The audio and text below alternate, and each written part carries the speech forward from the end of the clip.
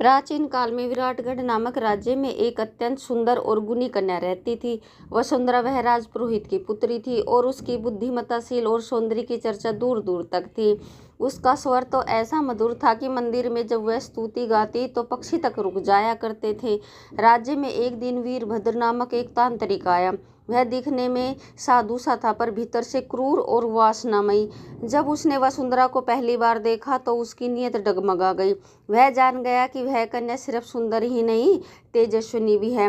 उसका मन वसुंधरा को पाने के लिए बेचैन हो उठा। वीरभद्र ने राजा के दरबार में जाकर एक झूठा भविष्यवाणी की कि महाराज राजपुरोहित की पुत्री वसुंधरा के भीतर एक नागिन का वास है। यदि उसका विवाह एक शुद्ध आत्मा वाले तांत्रिक से ना कराया गया तो वह राज्य 7 दिन में नष्ट हो जाएगा।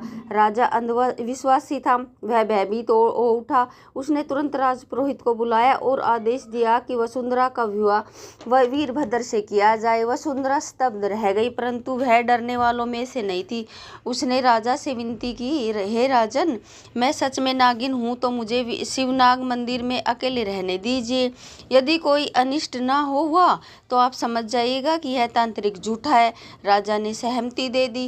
रात को वीरभद्र चोरी छिपे मंदिर में गया ताकि वह वसुंधरा पर बलपूर्वक अधिकार कर सके। मगर जैसे उसने वसुंधरा की ओर हाथ बढ़ाया, मंदिर की मूर्ति से एक जीवंत काला नाग निकला और वीरभद्र को डस लिया। तुरंत ही मंदिर गूंज उठा।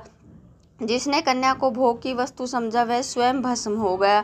सुबह मंदिर में राजा सहित पूरा दरबार पहुंचा। वीरभद्र का शव वहां पड़ा था। वसुंधरा ध्यान मगन बैठी थी और मंदिर की मूर्ति से दूध की धार उसके सिर पर गिर रही थी।